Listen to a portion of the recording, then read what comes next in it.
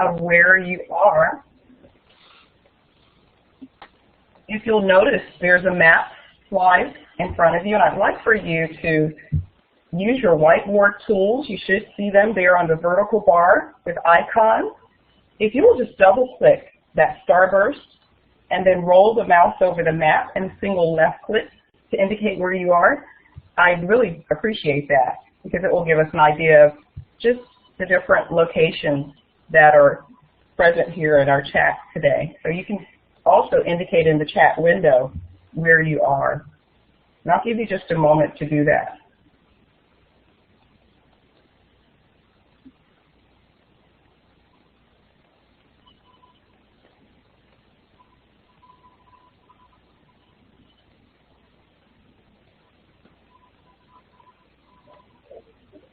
Okay, as we begin, we're going to talk about standardized testing and how it relates to homeschooling in a Christian context. If you notice, there's a definition there on the first slide, and it says a standardized test involves observations of an individual's behavior made under specified conditions for the purpose of meaningfully comparing it with that of other people, or it could be comparing it to other standards.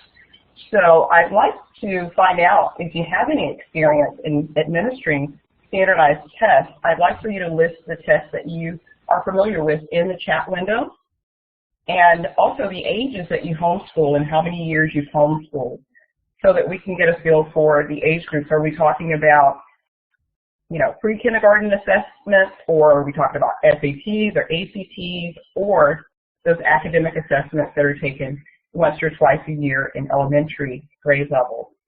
So just in the chat window, if you don't mind, just comment on those things and we will move right on. If you have a question or a concern as I'm going through the presentation, feel free to use the chat box feature in the lower left corner of the screen. You can just jot your questions there. Well, standardized tests are tests that are administered under standardized or controlled conditions, and they usually specify where the test is administered, when, how, and for how long children may respond to the questions or prompts. And they do include specified procedures for administration and scoring. Typically, a standardized test will actually have established formats too, and sets of materials that have to be used in order for it to be considered standardized. I'd like to discuss with you today these topics. You know, are standardized tests biblical or not? A lot of homeschoolers, if they're faith-based, have issues with standardized testing. And so we'll talk about that just a little bit. We'll also talk about the purposes for standardized testing. And primarily, you're using the standardized test to monitor your students' progress, as well as kind of guide your instruction. Maybe it's more of a diagnostic tool for you as a parent. We'll discuss some guidelines regarding administration, as well as interpreting the results and using that data in your classroom, in your lesson planning. So I'm really excited about discussing these things with you because there's a lot of controversy around standardized tests, but I've found from experience that they can be very helpful. That data can really make a difference in a child's life if the interventions that they need are put in place at the right time, so that that student can reach their full potential and excel. So what I'd like to do now is talk about the first topic, is standardized testing biblical? Well, throughout the Bible, you will find several different examples of standardized testing type situations. Jesus appointed 72 disciples, and then in Luke 10, he sends them out after he's instructed them and demonstrated kingdom concepts to them that he wanted them to grasp. And he sent them out and measured their effectiveness concerning the mission to reach the lost with the good news, as well as he evaluated their ability to communicate his message. And lastly, when they discussed or had their little brainstorming session after they returned, he assessed their motivation for going on that mission. And then secondly, you'll see the same thing happened with Peter and Paul over in Acts. They had to return and report and evaluate their evangelistic efforts. They were held accountable for specific outcomes. In Gideon's story in Judges chapter 7, he starts out with an army of 135,000 men, and then the Lord has a test that determines which of them were not fearful, and he eliminates them by this test, and they dwindle down to 300 soldiers. And then lastly, we see an assessment type of criteria for leaders in 1 Timothy chapter 3 as well as in Titus. And then the scriptures, of course, in Proverbs 20 say that even a child is known by his doing, whether his work is pure or whether it's right. So there are many different scriptures throughout the Bible. There's numerous references that deal with testing. And so it is a biblical concept. I think the problem comes into play when we look at what the testing results are used, the data is used for. So when I talk about testing, that's just more scriptures. My purposes are really just to assess learning, to monitor progress with my students, to make sure we're maintaining and meeting standards. And now we have all the states adopting the Common Core standards, so we'll talk a little bit about that in this session. But I also have a session later, I believe it's at 5, where we will talk about Common Core and correlating it with biblically based instruction. But basically, standards just provide for us measurable outcomes and a common language for what we want students to know, understand, and be able to do. They also guide our instruction as we identify areas where students may be weak. So they do have a purpose, and in homeschooling, they're very valuable information for parents. Here are a few pointers as well regarding why I test my homeschooling students. One, just to see if I'm effective in my teaching as well as their learning, and then to identify any strengths or weaknesses they may have in different subjects. As I mentioned earlier, we had 2 daughters that we were homeschooling, and one of them was a very strong test taker, and one of them was a very weak test taker. Both of them, though, had strengths in other areas that helped them to become great test takers. So I think it's important that we not throw the baby out with the bathwater and use the data that's helpful to us. A standardized test does help us determine what our students know and they can do. Dr. Howard Gardner at Harvard University did some research, and he came up with this theory of multiple intelligences that we've all heard about. And I think what prompted him to do that is he felt that standardized tests were biased against students that didn't learn a particular style, Namely, logical learners or linguistic learners tend to do very well. Even spatial learners can do very well in standardized tests. However, they do have their place, and they're very helpful even in determining that that may be a weakness for a student. So they do help us in several different ways. Lastly, on this slide, you notice they help us to compare student achievement to the achievement of similar students, maybe in age grouping or grade level. We can compare student ability level and achievement as well, kind of determining if students are underperforming. Some may be performing right at their ability level. Others may not be working to their full potential. And so it's important for us to recognize that. Tests can be either norm referenced or criterion referenced.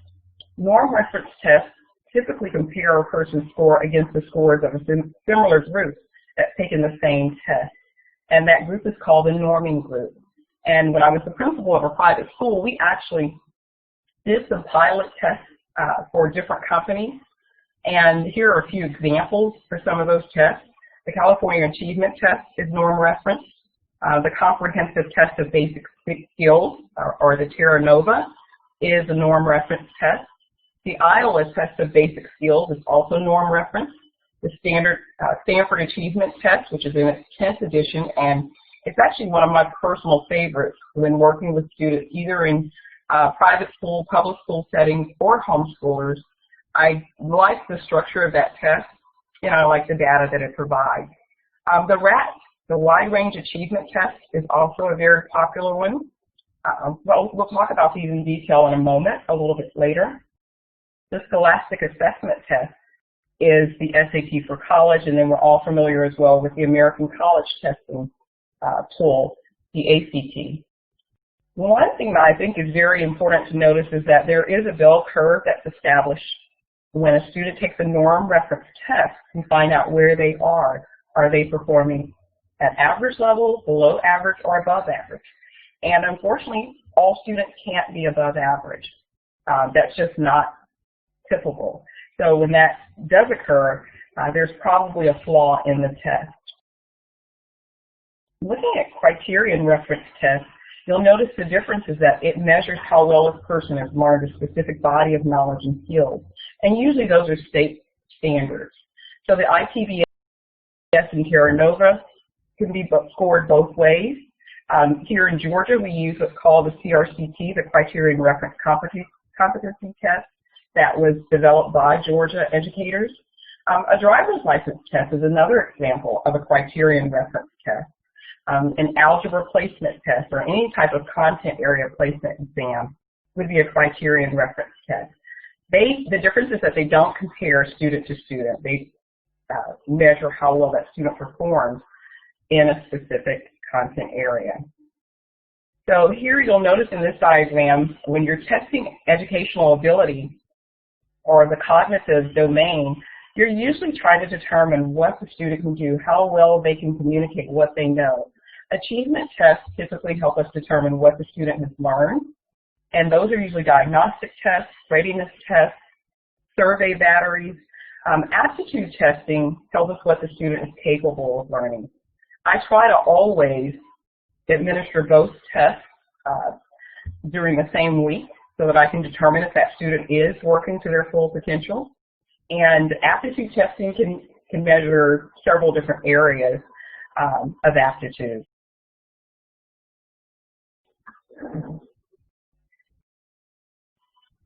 Typically, when you're testing with a Stanford 10 or CRCT, you're measuring achievement. And so an ability test that's commonly used is the Otis Lennon School Ability Test. And its information has been very helpful for me. It measures cognitive ability, and in comparison to the achievement test, it measures what the student has learned, what the achievement test does. So there may be a discrepancy between the ability and achievement scores, and as I mentioned earlier, it could be an indicator that there's some underachievement on the student's part. Maybe there's a learning disability, or just that student learns differently. For instance, musical learners, when you talk about multiple intelligences, need patterns, they need rhyme, they need rhythm in order to demonstrate what they know or they're capable of doing. One of my pet peeves as a teacher is the kids constantly asking, will this be on the test? And so one of the things that I think is really interesting is that a standardized test really does not measure creativity or the ability to reason or even knowledge. You know, it's just terrible that some students will only study what's going to be on the test. And that's not what we want to do. We don't want to produce students that are learning a test. We don't want to teach a test. But we do want to know where their strengths and weaknesses are so that we can shore up those areas that are weak. And typically I use the student's interests or their strengths to do that. Let's look at types of scores. When you are administering a test, there's going to be several different types of scores that you can have provided by the test maker. And the first one is a raw score. And the next one's the percentile rank, then grade equivalent scores, and lastly standard scale scores. We'll talk about what each of those are in detail. For instance, your raw score is the number of items that the student answers correctly. It allows us to rank the student, but they don't allow you to compare the student. So it's just like grading a regular spelling test. You know, you're just giving them so many points for each correct answer. Your percentile rank, though, indicates the percentage of students that are in the same age or grade, and you group those scores according to where that particular student performed in that group. 99% is the highest percentile rank possible, and 50 is considered average. So usually this deals with percentage of persons, not percentage of items that are on the test instrument. Grade equivalent scores are usually the most misinterpreted test score out there. If a fourth grader receives a seventh grade equivalent score on a fourth grade reading achievement test, that does not mean the child's ready for seventh grade material. It means the child reads fourth grade material as well as the average seventh grader reads fourth grade material. And so we always have to ask ourselves, what are we assessing when we're administering tests? If we're looking for reading level, we would use a reading placement test for that. Age equivalent scores are frequently misinterpreted as well. If a 10-year-old receives a 15-year-old age equivalent score on a 4th grade reading achievement test, it doesn't mean the child's ready to tackle 10th grade material. It means the child reads material intended for 10-year-olds as well as the average 15-year-old would read it. Stay 9s are also a score. It's short for Standard 9, and the name comes from the fact that Stay 9 scores range from a low of 1 to a high of 9. For instance, a Stay 9 score of 1, 2, or 3 is below average, 4, 5, or 6 is average, 7, 8, and 9 is above average. And Stay 9s are usually provided for both age and grade groups. So if your child has a 4, 5, or 6, they're right at the middle of that bell curve. Standard age scores are raw scores that are converted based on your child's chronological age, and they're usually used for interpretation purposes. Scale scores usually allow you to compare students to other students that are the same age. It's somewhat akin to an IQ score. It uses means and standard deviation, and the mean is 100. And so when we talk about standard deviation, it's usually just a statistical measure of the spread or range. It's the range which includes 65% of all scores. 2 standard deviations include 95% of all scores. If you take a look here, this is the normal bell curve for most standardized tests. And it measures where a student falls on the normal bell curve. So you'll notice the numbers on the normal curve equivalent run from 1 to 99. And so a student performing between 34 and 64 would be in the average range. And you'll notice the Stay 9, 4, 5, 6 are there for average, and the percentile ranks are also there. Standard scores, when you're looking at those, 130 and above are very superior scores. 120 to 129 superior, 110 to 119 is high average, 90 to 109 is average, and then of course you continue down the list there. The Stanford Achievement Test is norm reference, and most of its subtests are in the mid 80s to low 90s using the KR20 internal consistency or reliability estimate. It's a sound test. It has sound content, criterion, and validity. It's a really reliable test, so I really encourage parents to use that one and have it administered by an objective person that's not working with their child every day. It measures word study skills, reading skills, comprehension, vocabulary, mathematics, language, spelling, social studies, science, and listening. And when you take a look at those other tests, the other one I mentioned earlier that I liked was the RAT. It's a good screening test for learning problems. It's developed to assess basic reading, spelling, and arithmetic skills. It attempts to eliminate effects of comprehension and determining a learning disability. They've added a great sentence comprehension section. So you ask the student one-on-one to read or pronounce words, to spell words, to read sentences now, to calculate math problems, and it can be administered to students as young as 5 all the way up to people that are 75 years of age, and it has an internal consistency reliability in the 90s. And so it's a really reliable test as well. This is the new setup for the RAT. The 4th edition did add the sentence comprehension, as I mentioned earlier. The word reading section does measure the letter and word decoding skills of the students. Sentence comprehension measures their ability to gain meaning from the words in those sentences that they are either read or that they read to the examiner. And the spelling section measures an individual's ability to encode sounds into written form. The math computation section has both procedures as well as calculations, and it measures both of those, problem solving as well as procedures. When we look at cognitive ability tests, such as the OLSAT, it assesses what the individual is capable of doing. So it shouldn't be confused with an intelligence test. It looks like an achievement test, especially the OLSAT, that it measures a broad number of content areas. It's good for identifying students that are not succeeding in the traditional classroom due to learning difficulties, motivation or problems at home or school, or even self-esteem issues.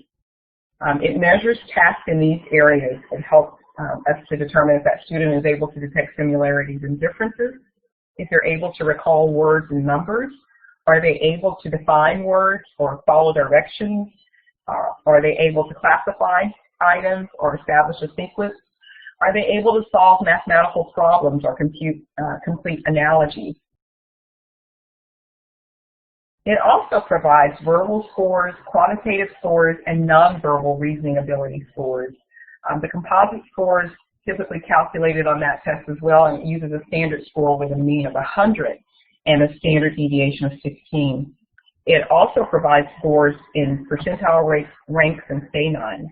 So it's a good, valid tool as well. Usually people have a problem with it because it does measure future ability of the student.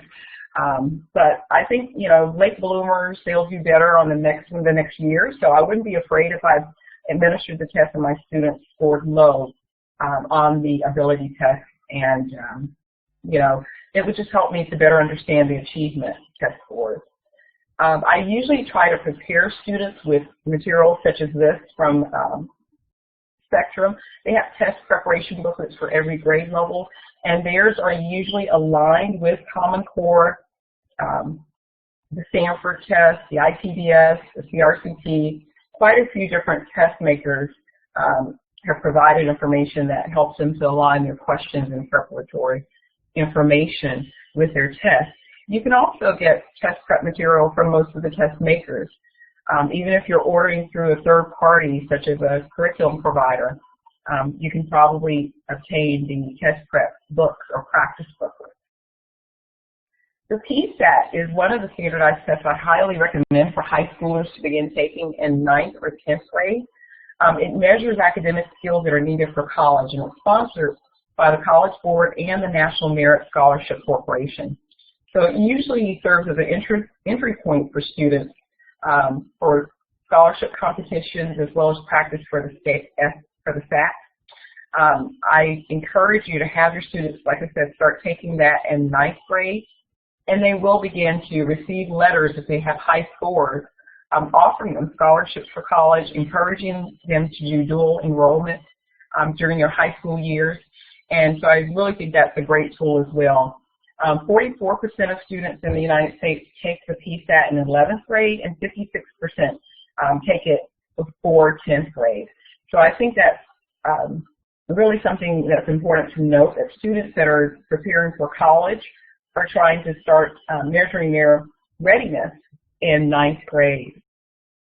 The benefits of the PSAT is preparation, as I said, for the SAT, the SAT, scholarship and recognition opportunities, college and career planning tools, admissions and financial aid information from colleges begins to flow into your mailbox once your student has taken that test as well. You're also able to obtain feedback on academic skills, you know, where your student's strong or weak, and there's several skills that are tested on the PSAT. Those that are necessary for college, such as critical reading and thinking skills, mathematics and writing skills. I can't emphasize enough how important it is to complete that section on writing to prepare for the writing section of the SAT. How does it compare to the SAT? The question types are actually the same. The PSAT just doesn't have an essay component. The length of the PSAT is 2 hours and 10 minutes, whereas the SAT is 3 hours and 45 minutes. The level of difficulty is a little different as well, because the PSAT doesn't have 11th grade math problems. You won't see some of the calculus or higher level math there. Here's just some general information that if you obtain the slides for the presentation later, that you could go over. But the ACT usually lets the student decide what set of scores they want to be sent to colleges. The SAT sends scores of every testing attempt, and that's one major difference. The ACT has up to 5 components: the English, mathematics, reading, science, and an optional writing test. The SAT just has those 3 components: verbal, mathematics, and writing. Mathematics makes up 50% of the SAT test score, and 25% of the ACT test score. Some students take the ACT and the SAT as middle schoolers for practice or as part of a college talent search or trying to get into maybe a gifted program for homeschoolers. I encourage you to look at the college that your child wants to go to and see which test they really want, and after they take the PSAT, begin to prepare for that test. When you're looking at the SAT, the math section has the math section of the test does have 3 sections, and there are multiple choice. The critical reading section is also in multiple choice format. The writing section has a multiple choice and essay section or portion of it. And then there's an experimental section that will be multiple choice as well. It's not scored. It's just to provide the test maker with data. I typically will tell my students that they can eliminate 1 answer choice to guess, because the multiple choice answers, if they're incorrect, they only count as 1/4 of a point. If it's incorrect and it's in any other format, there's no points taken off for that. With the ACT, I encourage students to answer every question because points are not taken off for incorrect answers. And you'll notice most of it is multiple choice as well, or essay. When you're comparing the 2 tests side by side, the SAT is more reasoning. It requires more creative thinking versus the ACT. It's very straightforward. The SAT focuses a lot on vocabulary, whereas the ACT focuses more on science concepts. The basic arithmetic and algebra and geometry are in the SAT. The ACT does include a lot of mathematics concepts that are more advanced, like trigonometry and calculus. The SAT does include the critical reading, math, and writing for 10 sections, but the ACT has the English, math, reading, and science in 1 section. SAT requires that 25-minute essay, whereas the writing test is optional with the ACT unless the college requires it. In the SAT, each section is considered when scoring that test, and the ACT provides a composite score. The Princeton Review website has a lot of helpful preparation material there, and there's a link there that you can get into a little bit later, or I think I'll just go ahead and put it in the window so it's a live link. Give me just a second to do that. And that will give my vocal cords even a moment to rest. I've been conducting workshops almost every day, so I can hardly talk. I have a big cough drop in my mouth. So I hope it's not impacted your understanding of my southern accent here. Okay, I'm going to drop that into the chat window. If you'd like to refer to that resource, it's very helpful in preparing for either of those. There's a great review practice test there. One of the tools I used to prepare my homeschooling daughters for the SAT was this book by James Stovall. It's entitled The SAT and College Preparation Course for the Christian Student. And my daughters really enjoyed it. There's a free essay workbook available on his site, and I'm going to try and go ahead and get that link as well and put it in the chat window.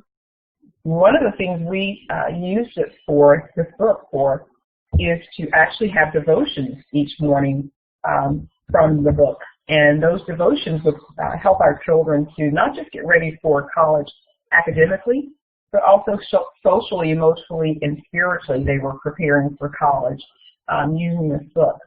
There were quite a few, you're welcome, Debbie. There were quite a few items in the book that were extremely helpful. The analogies they practiced every day.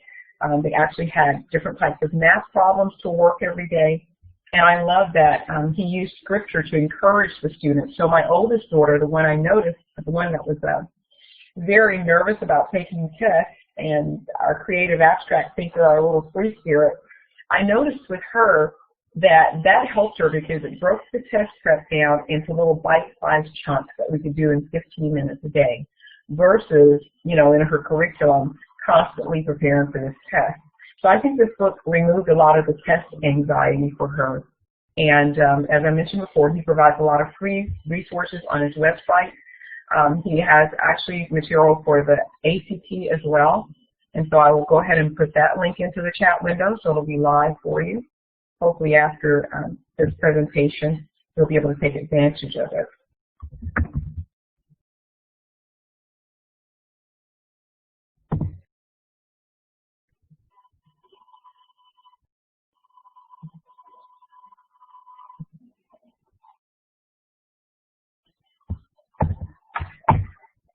Okay, that other one may be missing the workbook part of that link, so if it doesn't work, I would just put the WKBK at the end of that link.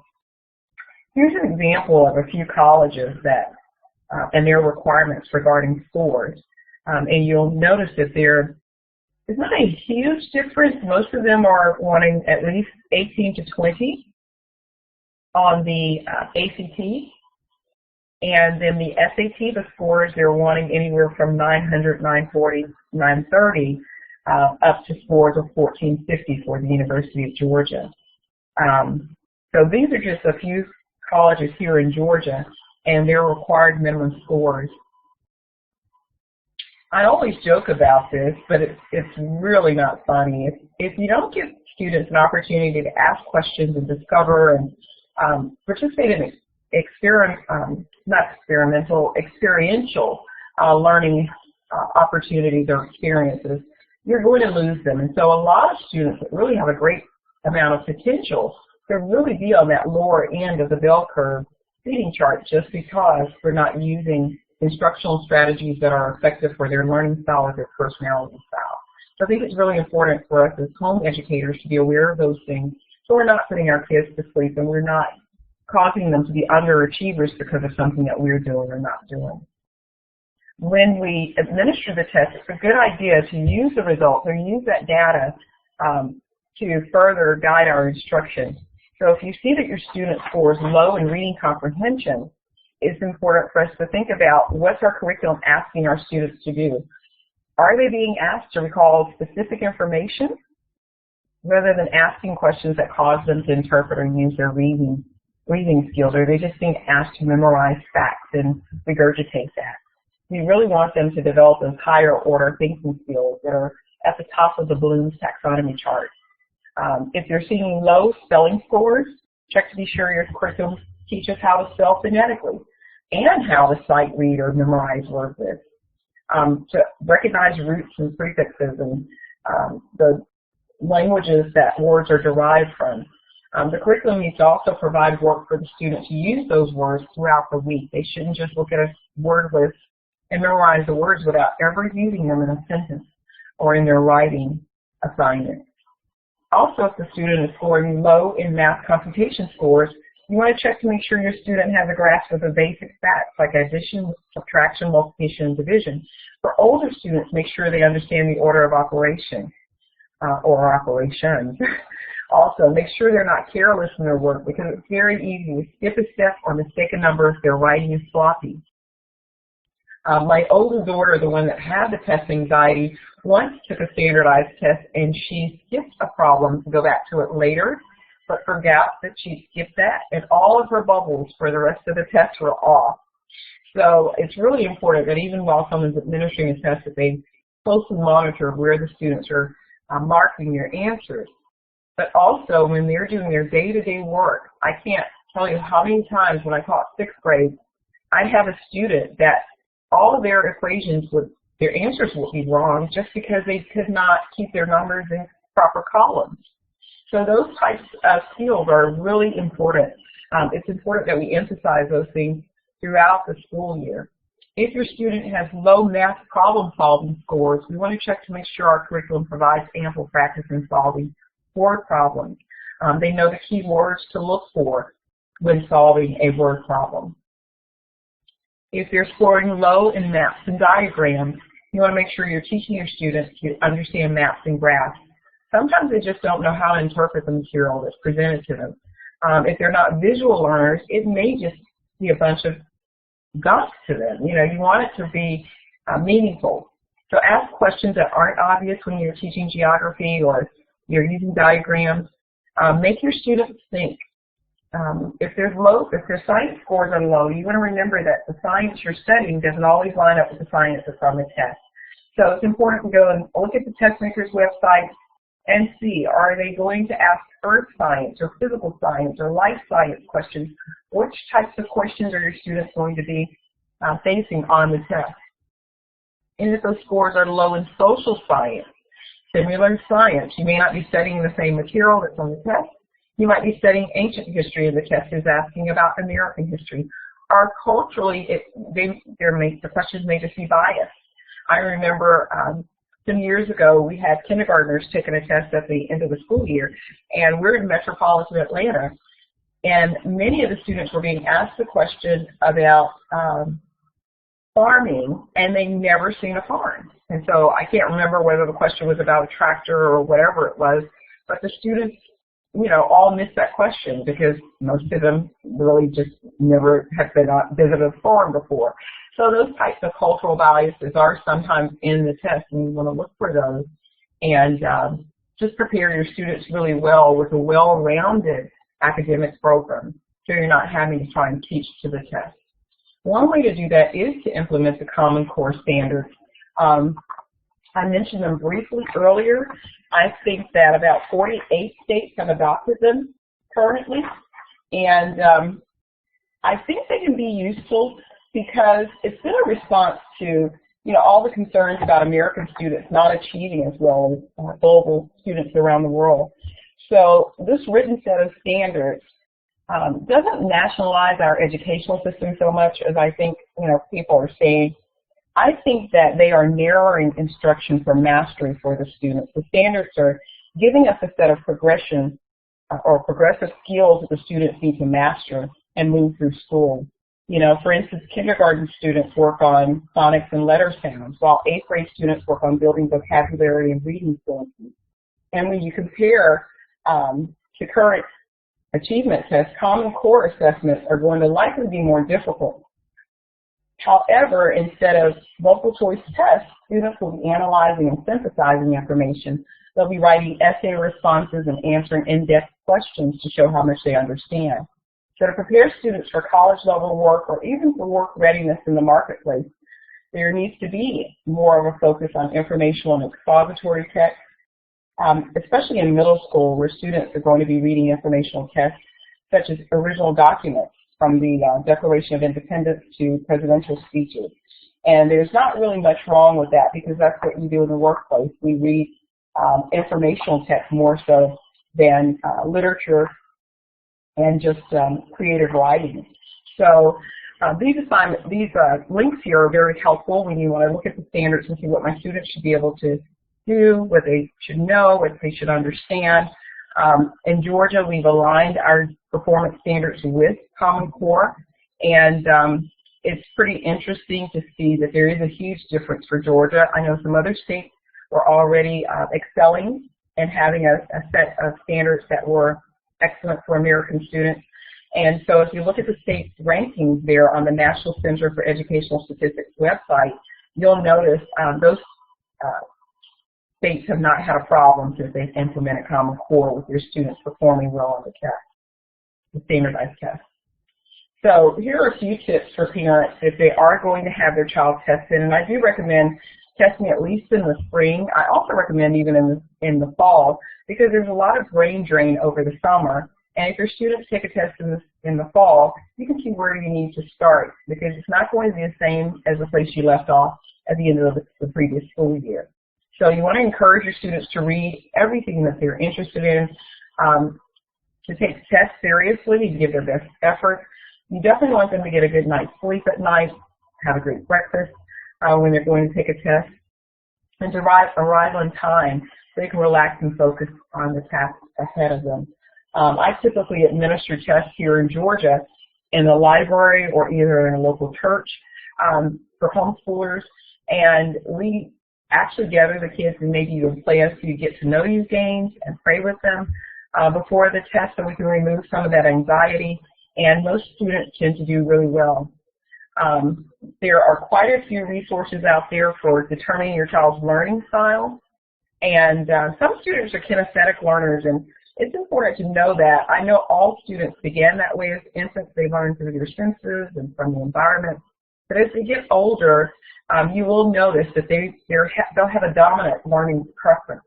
And so if it's visual or auditory, you may be okay with the standardized test setting. But I noticed a lot of my kinesthetic students need to be moving or touching things or doing something during the test. So I actually have some kids that I will allow them to stand up and take the test. If they need to have something, a fidget ball or something, I don't mind that. But I think it's really important that you do everything that you can to provide accommodation so your students can do well on the standardized test and indicate what they know and are able to do. If you make accommodations, you do need to indicate that on the test as it's being scored or submitted to the scores. As I mentioned before, I encourage having an objective person, someone other than you, administer your child's test so that the results, the data is very useful. I do encourage you to join me for later sessions. I have a couple of sessions. One of them is the Christian Education Mandate. There are so many families here in Georgia that are beginning to homeschool for faith-based reasons and need tools and resources to know how to do that. And so we'll talk about that from 5 to 6, and then from 6 to 7, I'll do a session on aligning curriculum with the Bible and the Common Core standards. I think it's really important that we recognize that testing does not have as a purpose. It's not designed to help us select curriculum mainly. It's to help us assess that students' progress and to determine where they're weak or strong, what they've mastered, what they need more hands-on or multi-sensory experience with. So tests should not be used for grade placement. Those decisions should be based basically on your student's ability. And assessments are things that you can do formally as well as informally. A standardized test is not the only form of assessment for a student. I think observation is key. Just watching how your student processes information, how they share what they know, is so important that parents do that. They pay attention, document what you're seeing, and then gear your teaching or your instruction and your learning environment to that for that student. I encourage you to go to speakersfor.com and both you do have to give some feedback, and then you can download this presentation there. I understand it will still be available. The link will be available as well in the homeschoolconference.com website. Feel free to connect with me online using Twitter, Facebook, or visiting my website or email if you have further questions regarding the session. And I really thank you for your time. Are there any questions or comments before we leave the classroom?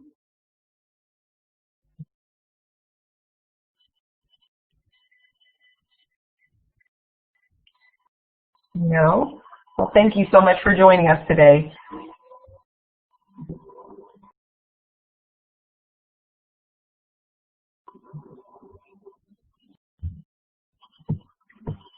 Debbie, just let me know if there's any way that I can help you. Do you have any specific questions about testing?